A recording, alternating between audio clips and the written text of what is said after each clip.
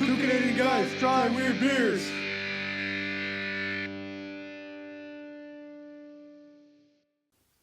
Okay, I'm Ed. This is my son Zach. We're two Canadian guys trying weird beers. And today, batteries are included. Woohoo! Raise the roof! Batteries are included. Included with what, may I ask? Everything? Well, the camera. That's true. I actually changed the battery. But, you don't need to know all the technical behind the scenes stuff. I mean, we'll save that for our mini featurette. I work off of 2 septuple A's. You septuple A's? Yeah. That's a lot of A's, man. I'm like the Fonzie. Hey. Okay. Enough of that stupidity. So, we got beers. Why? Because beeriness is cheeriness, and we're here when you don't want an expert opinion. And we don't operate on batteries, just so you know. Yeah, sorry, it was a bit. We operate on the blood of the living. No, we don't do that either. We operate on donuts and beer. Yeah. Donuts and beer, donuts and beer. Who doesn't like donuts and beer? If you don't like donuts and beer, you better get away from here. Well done. I like that a lot. Okay, so we got beers. Like, why? Because beeriness is cheeriness, and we're here when you don't want expert opinion, all that stuff. But before we get to the beers, we have palate cleanser. Yes. And I got us a little surprise today. Woohoo! Oh, hold on. Because Should I set my sights low? that depends. Do you like vodka? It's okay. Do you like milk? Yeah, breakfast cereal. What are you getting at? Well, imagine it's 9 a.m. and have some Vodkow. Oh! What? Vodkow. Oh. That sounds horrible. It's lactose free, first of all, so yay me. This is also maple cream liqueur flavored. That sounds horrific. Sounds horrific and disgusting, but I guess we're going with it. Yeah, we are. Because I bought a bottle. Didn't Herman Hesse write a book? I am the Vodkow. Moo, moo, moo. Oh. You know, I usually have a rule about drinking stuff that's beige. I'm filled with both horror and terror. It could be good. You might like it. Oh, in for a penny, in for a polynomial. Oh, that's actually really nice. That's weird, man. Oh, that's so nice. That's really good. Oh. It's got like that the like quick sharpness of vodka, but then it goes away to this like creamy mapley taste. Oh, I could slam that whole bottle. I shouldn't because it's 17%. Oh my God, it's like a drunken Cabane of Sucre in a glass.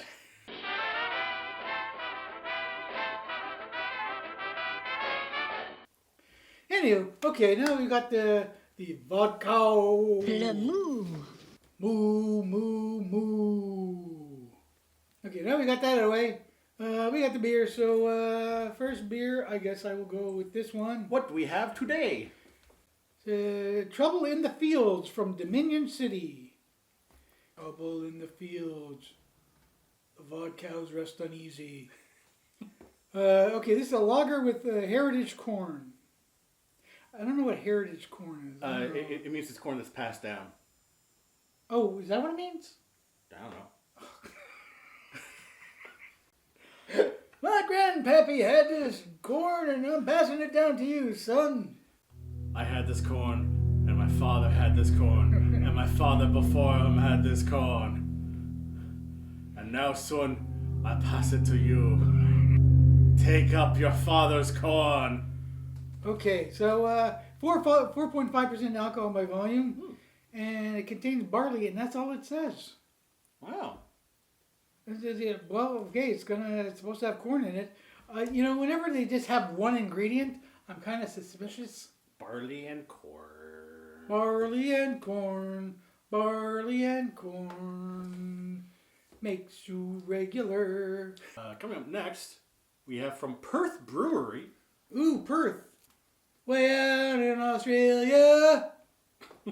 We have Honey Lager, also 4.5%, and it's got a big old bee on there. Look at the bee. Wow, honey lager and heritage corn lager. This is a battle of the weird lagers.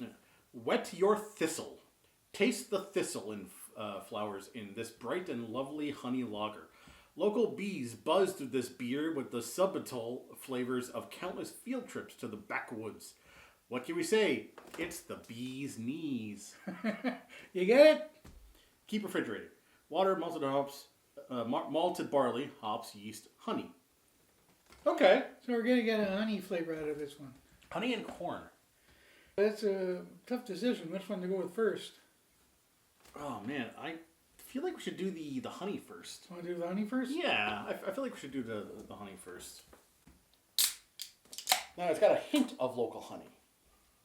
Oh, only a hint.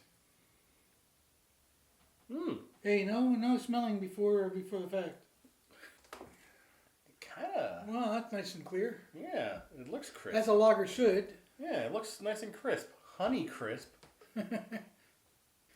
We actually invited some bees to come and do this with us, but they told us to buzz off. I tried to tell them, come on, man, I'm just trying to be polite. But that made them all stressed out and they broke out into hives. It's weird. I smell the honey, but it doesn't feel very honey forward. Kind of smells like honey flavored beer, made by zombie bees. Should we give this a little sippy sip? I guess. That's kind of nice. The honey doesn't overwhelm the flavor of the beer. It's there, but it's got the honey taste, but not the honey sweetness. It's not too sickly sweet. Yeah, it's not too bad. I kind of like it. There's like a certain addictive property to it. And that's exactly what the bees want. Yeah, it's a good lager, and it's got a nice taste and just a hint of honey. Well, I guess we said what we're gonna say. It's a nice balance, a nice crisp lager. So I guess we should do the thing. It's Sugarino time.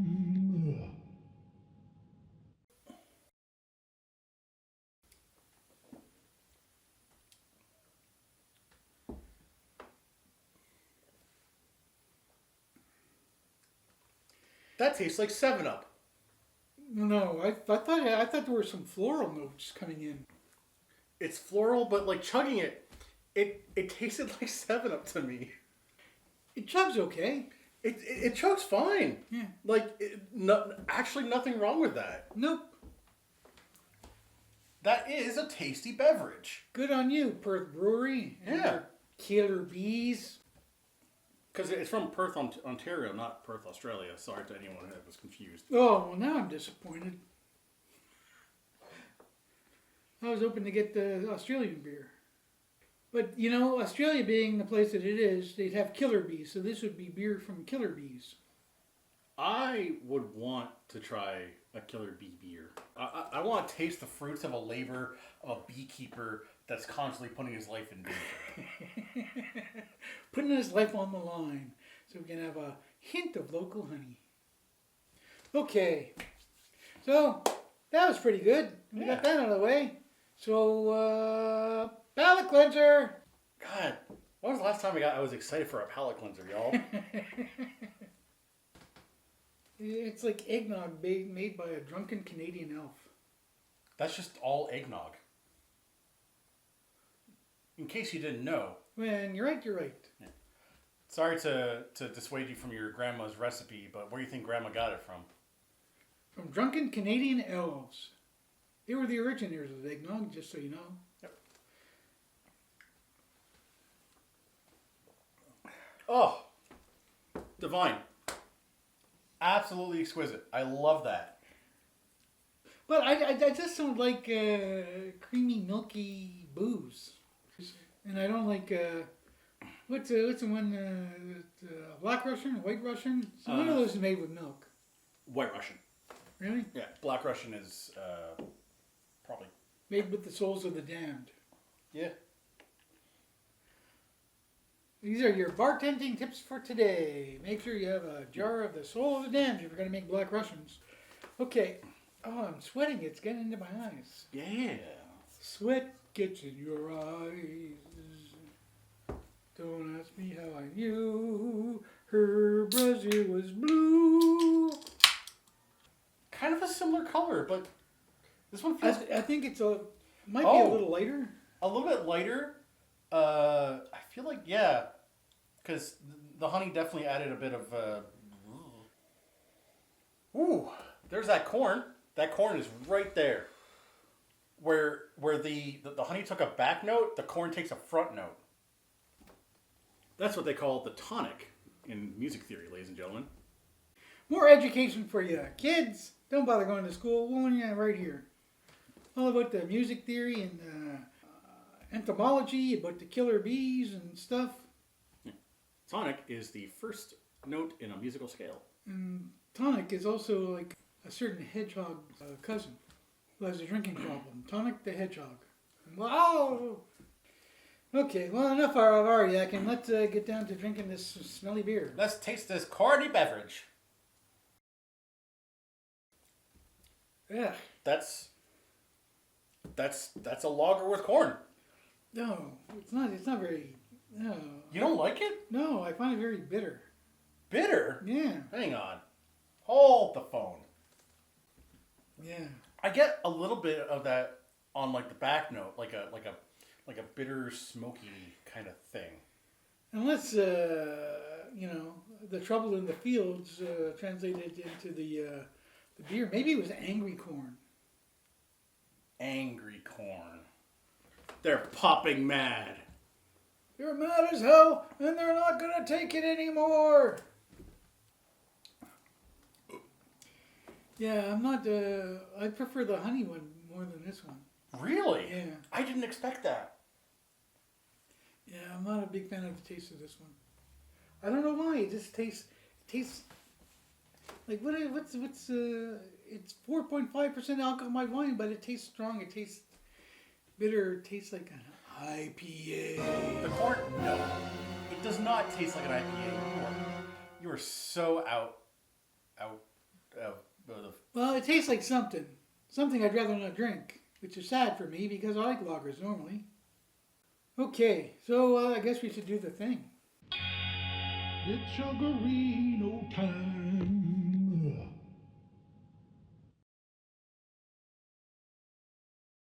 Okay. Yeah. Some of that bitterness. That bitterness that you were tasting, I definitely tasted it in the chug. Yeah, It's chug's okay, but I wouldn't. I wouldn't make a habit of it. I don't know. What do I know? I'm just a guy in a hat. Speaking of which, I'm their explorer and wearing a hat, and I'm gonna drink the smuts of these beers for you. Excuse me, I had to burp. Our fan, you know who you are. You know, I've taken to pouring it all crazy like you did once. it feels rebellious, doesn't it? It's very Alchemical. I like my mixing beers all crazy and alchemical. Honey and corn, it really is kind of mystical. Beer at Explorer, drinking the schmutz, pray for me.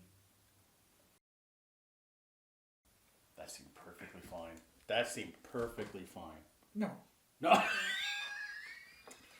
You got through it so quick, though. I know, I was trying to get it over as quickly as possible. Okay, so, the movie roundup comparison review thing that you do, what do you say, what do you know how you do it? Yeah, spank. I think that these beers are just good. And there's nothing wrong with that. There's nothing wrong with not being like better than good, and they're not like blow away beers. They're not necessarily better than some of the stuff that came before them. For one reason or another, but they're just simply just good beers, and I think that's a good enough reason to have a go with them. And that's why these get a Deadpool 2 out of 10. So you didn't think Deadpool 2 is all that in a bag of chips, is what you're saying? It was good. I don't think it was better than the first one. And that's fine. Like, it's okay for something to just be good. That's the lesson here, kids. Just be good. Like Ryan Reynolds, who's a Canadian treasure, by the way. He is Canadian. No, really. Yeah. I haven't seen the third Deadpool movie. I have not seen Deadpool 3 yet. Deadpool 3, The Search for Piedras Blancas. Deadpool 3, The Harvesting of the Corn. Deadpool 3, Revenge of the Bees. Bees. Wow, are we already done? Yeah, we're done. Wow. I don't think we talked about anything. No more than usual. No less than usual. So Deadpool 2 out of 10, and I get it. I mean, I like the Deadpool movies, and I didn't hate the Green Lantern movie. So Ryan Reynolds, just know I'm in your corner, buddy. Okay, it wasn't great, but I didn't hate it. Okay, that's fair. As long as you're not saying that it's this like underrated gem or something. No, I was hoping it was more green and less lantern. I don't know. I just didn't hate it. I didn't hate it as much as other people. That's fair. That's usually the way it goes with me. There are movies that people hate, and I'm going, yeah, it wasn't that bad. Like take for instance the first Twilight movie. People crapped all over it, and I watched it and I go, man, this is not the worst movie I've ever seen. It was fine. Yeah, it was fine. Like, it wasn't good, but it was fine. It was okay. I've watched worse movies. Anyway, okay, enough of this stuff about the Twilights. But the Twilights, it gave us the magic that is Robert Pattinson and what's your name? Robert Pattinson and the other one. Yeah, what's your name there? Kristen Stewart? Kristen Stewart. And there were other people in that movie.